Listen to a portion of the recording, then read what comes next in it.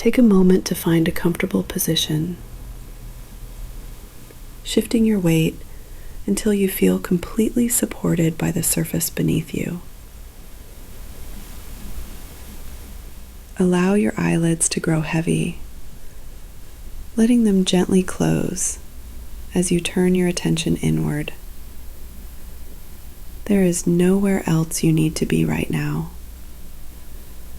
Nothing else you need to do other than to simply breathe and listen.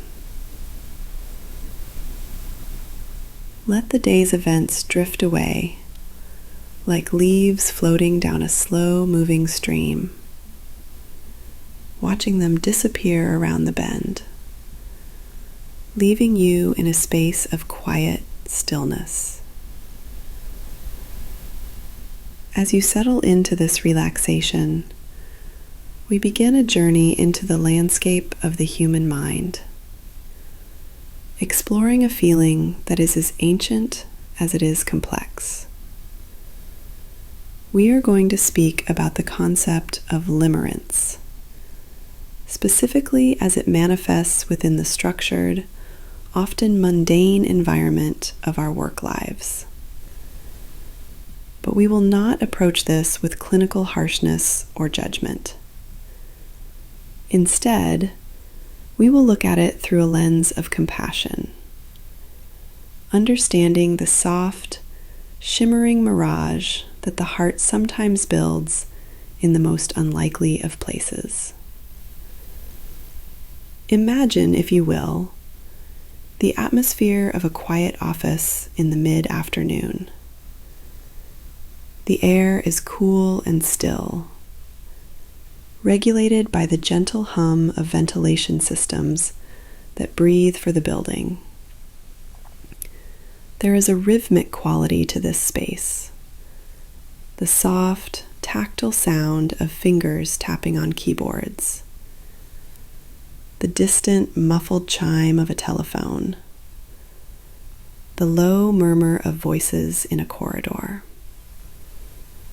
It is a place of routine, of predictability, of structure. And yet, within this structured grid of desks and glass walls, something wild and unspoken can take root. This is where the seed of limerence often finds fertile ground. It is a curious paradox that in a place designed for logic and productivity, our minds can drift into the deepest, most vivid fantasies of connection. Limerence is a word that itself sounds like a whisper, soft, fluid, almost dreamlike. It is distinct from love and distinct from a simple crush. It is a state of involuntary cognitive and emotional longing, an intense, all-consuming desire for emotional reciprocation from another person. In the context of the workplace, this other person, whom psychologists often call the limerent object, is usually a colleague, someone you see every day. Someone who shares the same fluorescent light, the same coffee rituals, the same quiet pauses between meetings. Let us drift deeper into this experience, not to analyze it coldly, but to feel the texture of it. Imagine the sensation of walking into that workspace. There is a heightened awareness in your body, a subtle electric charge that seems to hum beneath your skin. Your eyes, almost of their own accord, scan the room. They are looking for a specific silhouette, a familiar posture, a particular way the light catches a shoulder or a hand. When that person is present, the room feels different. it feels brighter, more saturated with color and meaning. This is what we often call the glimmer. In the psychology of limerence, the workplace becomes a stage, and every small interaction is imbued with profound significance. A simple good morning in the hallway, barely a second of eye contact, can feel like a warm wave washing over you, leaving you buoyed and floating for hours. The mind, in its infinite capacity for storytelling, begins to weave a tapestry out of these small threads. You might find yourself sitting at your desk, staring at a screen filled with data, but your mind is miles away. You are replaying a conversation from yesterday, dissecting the tone of voice, the pause before a laugh, the way they looked at you across the conference table. In the silence of your own thoughts, you polish these memories like stones from a river until they are smooth and gleaming. Why does this happen? Why does the mind fixate so intensely in this setting? Perhaps it is because the workplace creates a unique kind of intimacy. We spend more waking hours with our colleagues than we often do with our families or friends. We solve problems together. We navigate stress together. We share the peculiar, isolated language of our specific industries. There is a camaraderie that forms in the trenches of the workday, a shared reality that can feel like a private world. And in the quiet moments, when the work is repetitive or the mind is seeking escape, the brain looks for dopamine.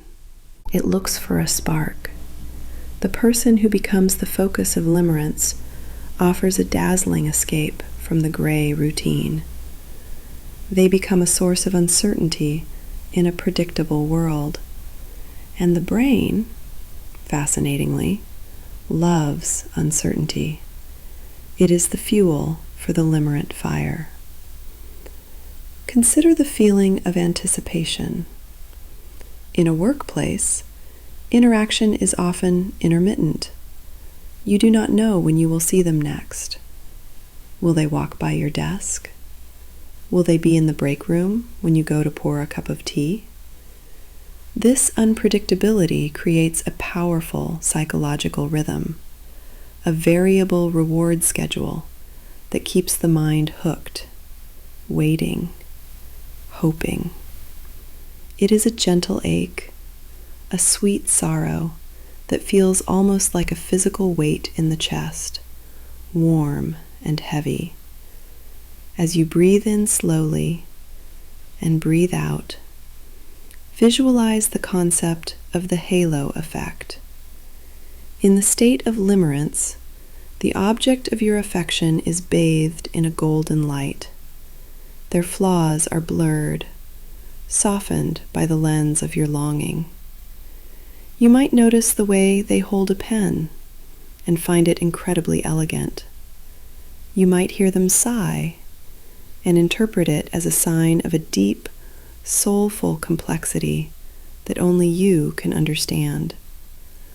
The mundane details of their existence are elevated, sanctified by your attention. It is important to remember, as we drift through these thoughts, that this experience is largely internal. It is a projection of the self. Often, what we are longing for is not truly the other person, for we may barely know them beneath the surface. What we are longing for is a reflection of ourselves, or, perhaps, a reflection of a need that has gone unmet. We project our desire for understanding, for excitement, for validation, onto this convenient screen, this person who sits 3 desks away. The workplace provides the perfect container for this projection because of the professional boundaries that exist. The distance, the professional veneer, creates a space where fantasy can flourish. Because we cannot know everything about them, our minds fill in the gaps.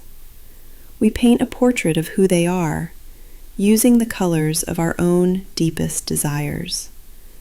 We imagine them to be the perfect listener, the perfect partner, the missing piece of our soul. And because the relationship remains largely in the realm of potential, it never has to face the messy, complicated reality of true intimacy. It remains perfect, suspended in amber, preserved in the quiet air of the office. Let your shoulders drop further away from your ears, feeling the tension melt into the floor. Acknowledge the innocence of this feeling. There is no shame in the wandering of the mind.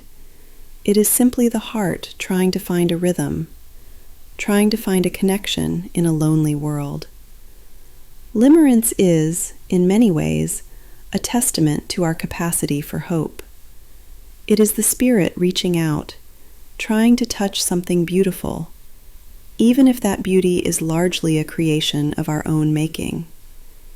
Think of the sensory details that anchor this feeling: the smell of paper and old dust, the hum of the printer, the taste of lukewarm coffee. These sensory anchors become linked to the person. The environment itself becomes charged with their presence, even when they are not there. The empty chair where they usually sit holds a kind of vibration, a ghostly echo of their energy. You might find your gaze drifting to that empty chair, feeling a soft pang of absence, a hollow space in the room that mirrors a hollow space within. This state of being can last for months, sometimes even years. It ebbs and flows like the tide. Some days, the feelings are intense, crashing over you with the force of a storm. Other days, they are a gentle ripple, a background noise that accompanies your tasks. It is a secret garden that you tend to, hidden behind a mask of professional composure.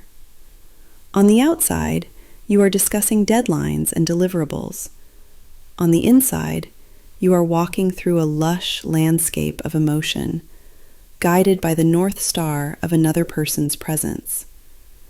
As we continue to rest in this space, we can begin to see that workplace limerence is a form of waking dream. It is a way for the subconscious to speak to us. It tells us about our hunger for aliveness. It tells us that we are seeking something more than just a paycheck, more than just a title. We are seeking resonance. We are seeking the feeling of being truly seen, even if only for a fleeting moment in a crowded room. Allow yourself to float in this understanding, judging nothing, simply observing the way the human heart seeks warmth.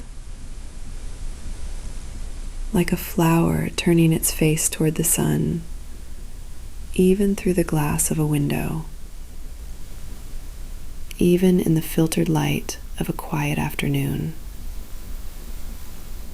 And in this filtered light, we find the texture of the days changing, growing softer and yet more vivid all at once.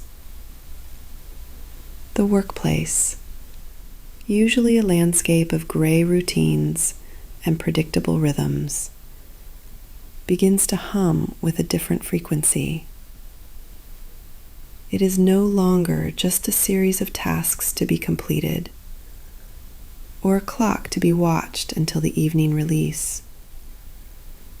It becomes a stage, a theater of subtle interactions, where the smallest gesture holds the weight of a grand event. Consider the environment you inhabit during these hours.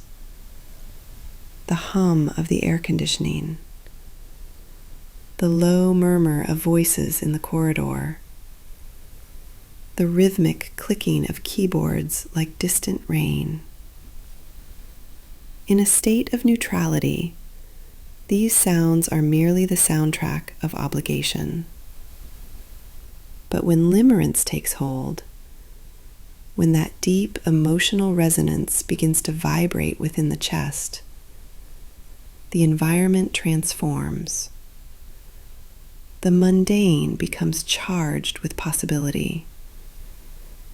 The walk to the break room is no longer just a quest for coffee, but a journey into the potential of an encounter, a chance alignment of paths. You may find your senses heightened, tuned specifically to the frequency of one person. It is a biological curiosity, the way the ears can pick out a single laugh across a crowded open-plan office, distinct and clear above the cacophony of ringing phones and chatter. It is the way your peripheral vision becomes a radar, sensing movement, knowing instinctively when they have entered the room, even before you have lifted your eyes from your work. This hyper-awareness is exhausting, yes, but it is also a reminder of our primal nature, buried beneath the blazers and the spreadsheets. It is the hunter-gatherer within, alert, alive, seeking the source of its fascination. Let us drift into the digital realm for a moment. For in the modern workplace, this is where so much of this silent drama unfolds. The screen before you is a portal, a notification sound, a simple chime that usually signals more work, suddenly sends a rush of adrenaline through the veins. Is it them? A name popping up in an inbox? Or a chat window? Becomes a splash of color on a monochrome canvas. There is a unique psychology to this digital connection, because we cannot see their face, because we cannot read their tone. The mind fills in the gaps. We become archaeologists of text, brushing away the dust to find hidden meanings in simple sentences. A period instead of an exclamation mark becomes a cause for worry. An emoji becomes a treasure, a token of warmth to be turned over and over in the mind, examined for its facets. Notice how the imagination rushes in to paint the scene, how we project our own desires onto the blank screen, reading warmth into brevity, or reading rejection into silence. And then there are the meetings. The conference room, with its long table and comfortable chairs, becomes a space of intense gravitational pull. You sit, perhaps feigning interest in a slide deck or a quarterly report, but your true attention is anchored elsewhere. It is the study of a profile, the way the light catches a strand of hair, the cadence of a voice that seems to resonate differently than the others. In this state, time seems to warp. An hour-long meeting can feel like seconds if the connection feels strong, if there is a shared glance, a moment of mutual understanding that passes silently across the table like a secret note. Or it can feel like an eternity if they are distant, preoccupied, or absent. You are physically present, nodding at the appropriate times, taking notes that you may not remember writing, but your spirit is hovering, waiting for that spark of validation. This is the essence of the limerent experience at work, the oscillation between the professional mask and the vulnerable heart.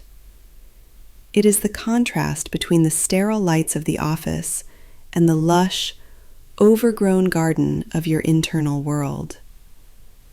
While your hands are busy with the mechanics of your job, your mind is spinning narratives.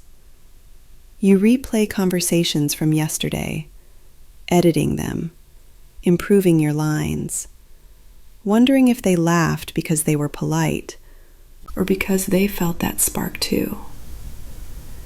You draft emails, deleting and rewriting, searching for the perfect balance of professional and personable, wanting to be efficient, but also memorable. It is a delicate dance, performed on a tightrope of social cues. And all the while, there is a biochemical cocktail flowing through you. Dopamine, the molecule of more, the chemical of anticipation. It is not the satisfaction of having, but the thrill of seeking that keeps this wheel turning. In the workplace, the rewards are often intermittent. We do not know when we will see them next. We do not know if they will stop by our desk or if they will be in the cafeteria at the same time. This uncertainty, this unpredictability, is fuel for the fire. If we saw them constantly, if we knew everything about them, the mystery might fade. The mundane reality of who they are, a person with flaws, who forgets to floss, who gets cranky when tired, might settle in. But here, in the glimpses, in the controlled environment of the office, they remain an ideal. They are the golden shadow. This is a concept to hold gently in your mind as you relax deeper into this narrative. The golden shadow represents the parts of ourselves that are bright, talented, charismatic, or powerful, but which we have disowned or repressed. Perhaps we feel we are not allowed to be that bold. Perhaps we feel we are not creative enough or charming enough. And so, unaware, we project this golden light onto another. We see in them the qualities we are hungry for in ourselves. When you admire their confidence in a presentation, are you perhaps longing to express your own voice? When you are drawn to their ease and humor, are you perhaps mourning the loss of your own playfulness in the grind of adulthood? Workplace limerence often strikes when we feel stagnant, when the job has become rote, when the days bleed into one another without distinction. The subconscious mind seeks a disruption. It seeks a way to feel awake again. And this person, this colleague, becomes the lightning rod for that awakening. They represent aliveness. They represent a world where things are colorful and intense, rather than gray and flat. So, as you observe these feelings, treat them not as a mistake, but as a messenger. The intensity of your focus on them is equal to the intensity of your hunger for something more in your own life.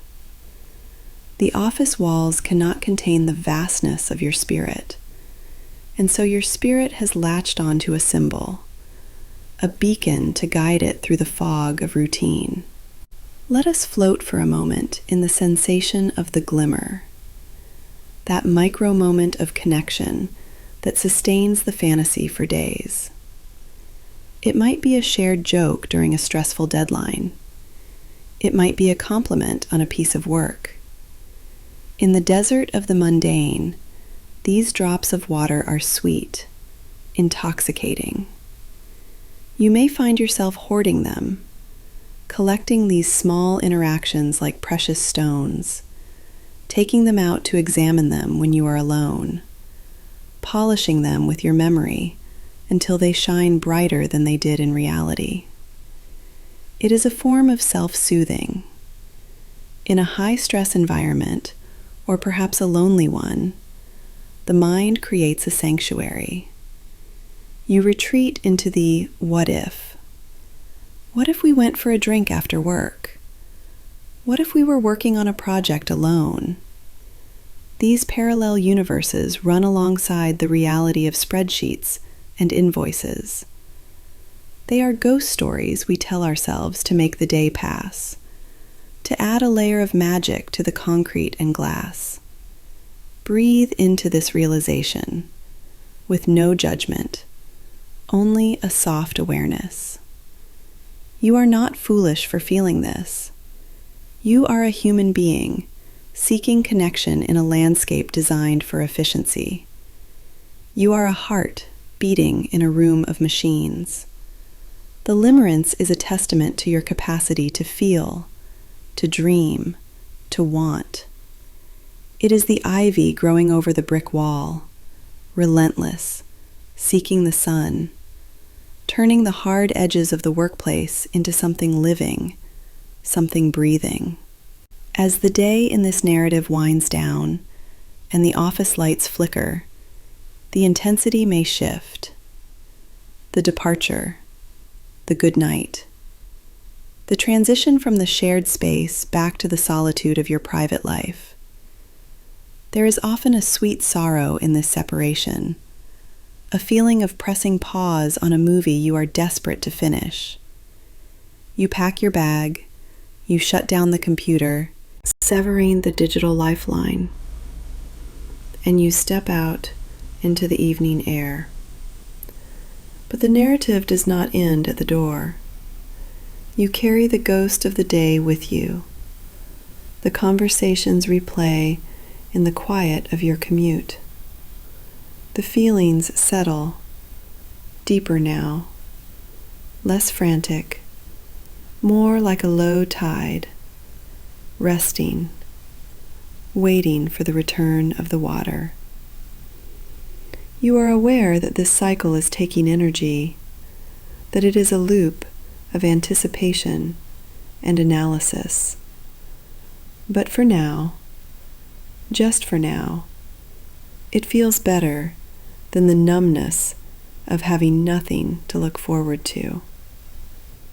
Rest here, in the quiet aftermath of the workday, observing the way the mind clings to the image of the other, like a child holding a smooth stone in their pocket, a secret comfort against the vastness of the world, a grounding point in the swirling uncertainty of life, knowing that tomorrow the dance begins again, the subtle choreography of glances and words, the silent symphony of the workplace dream.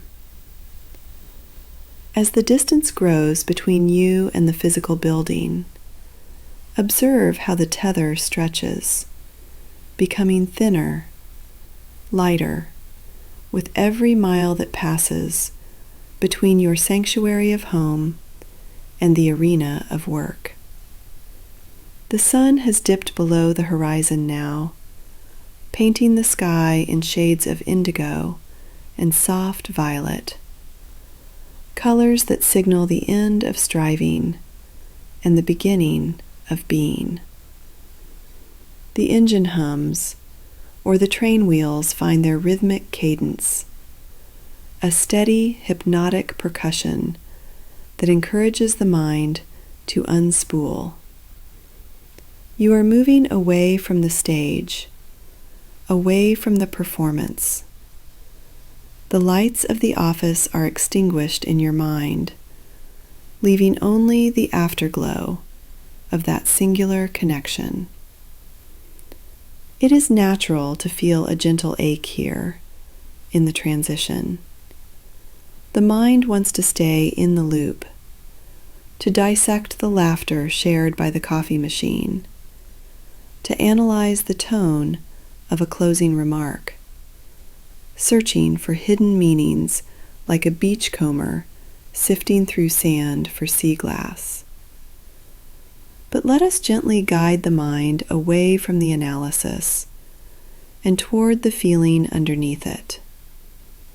Consider, as the evening settles around you, that this intensity you feel, this limerence, is perhaps less about the other person and more about a beautiful, unawakened part of yourself. We often project our golden shadows onto others in the workplace. We see in them the confidence we wish to possess, or the creativity we long to express, or perhaps simply a lightness of being that we have denied ourselves in the rigor of our duties. They become a mirror, reflecting a potential version of you that is waiting to emerge. When you think of them now, in the safety of your own space, try to soften the image. Instead of a source of anxiety or desperate hope, view them as a symbol. They are a signpost, pointing toward what your soul is hungry for. Is it connection? Is it recognition? Is it playfulness amidst the serious nature of your career? Acknowledge this hunger not as a lack, but as a capacity.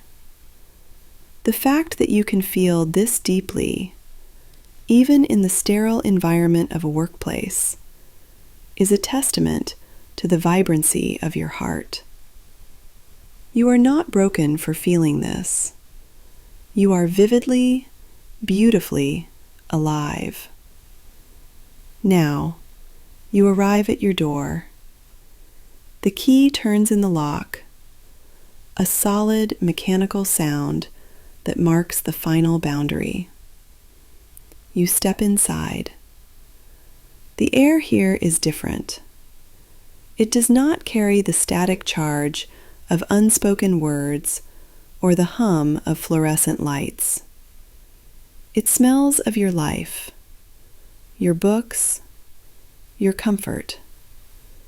It is a neutral space, a space where you are not an employee, not a subordinate or a manager, and not an admirer watching from the wings.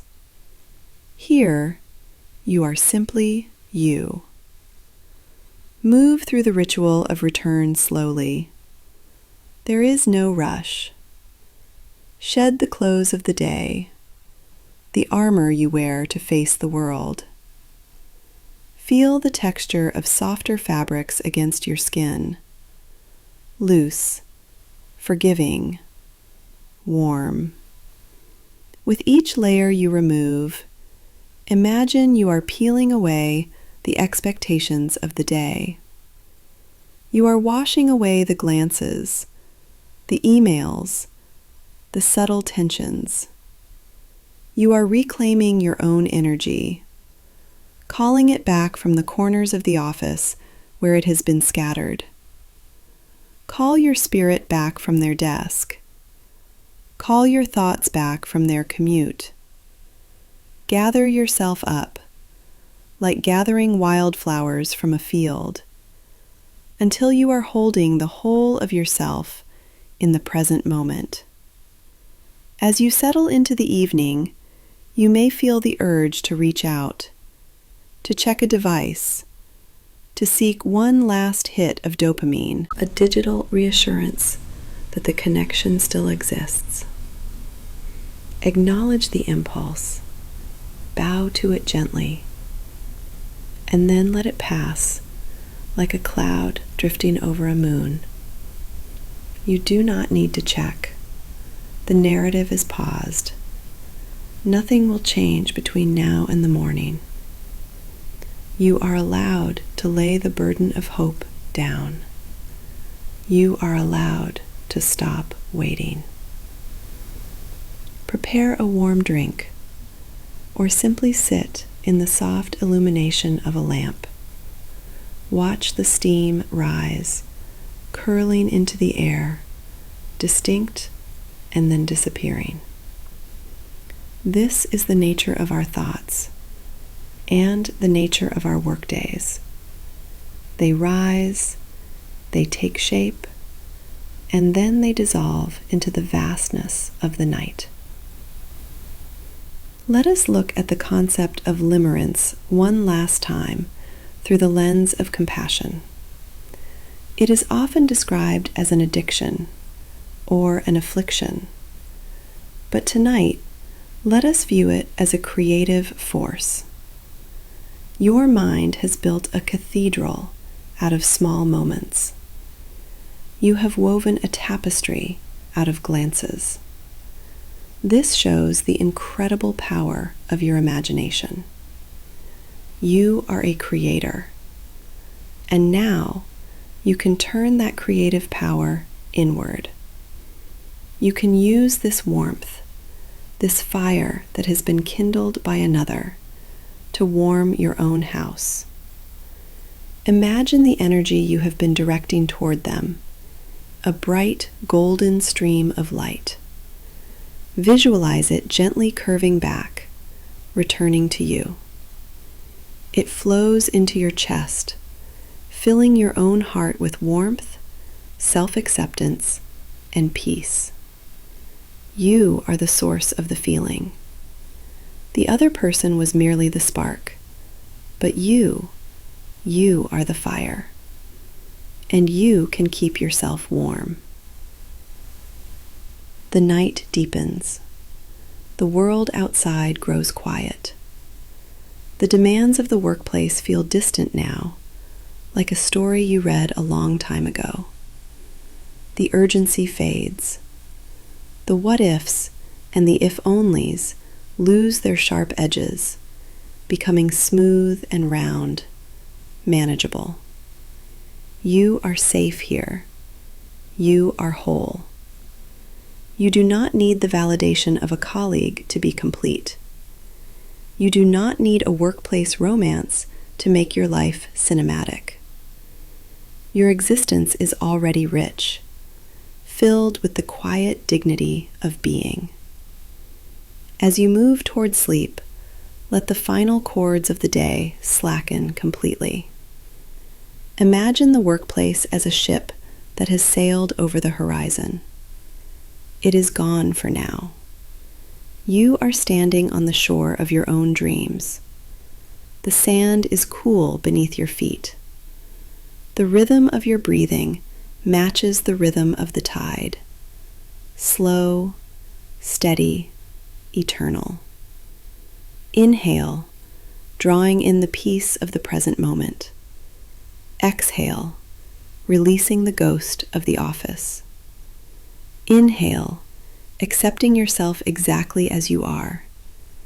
Exhale, letting go of the need to be seen by anyone else. The loop is broken for the night. The analysis is closed. The files are stored away. There is nothing left to solve. There is only this stillness.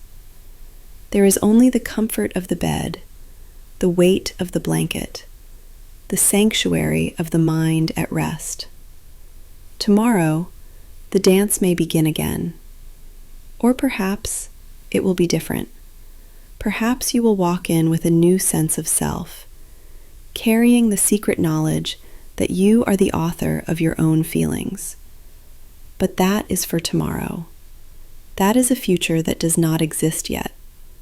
Right now, there is only the velvet dark, the sweet suspension of responsibility. You are free to drift. You are free to dream, not of the workplace, but of landscapes that belong only to you. Vast oceans, quiet forests, starlit skies. You are enough. Your feelings are valid, but they do not rule you. You are the sky, and they are just the weather. And now, the weather is clearing. The winds are dying down. The water is glass. Rest in this completeness. Rest in the knowledge that you are loved, not for what you do or who notices you, but simply because you exist. Sleep now. Let the day go. Let the dream go. Good night.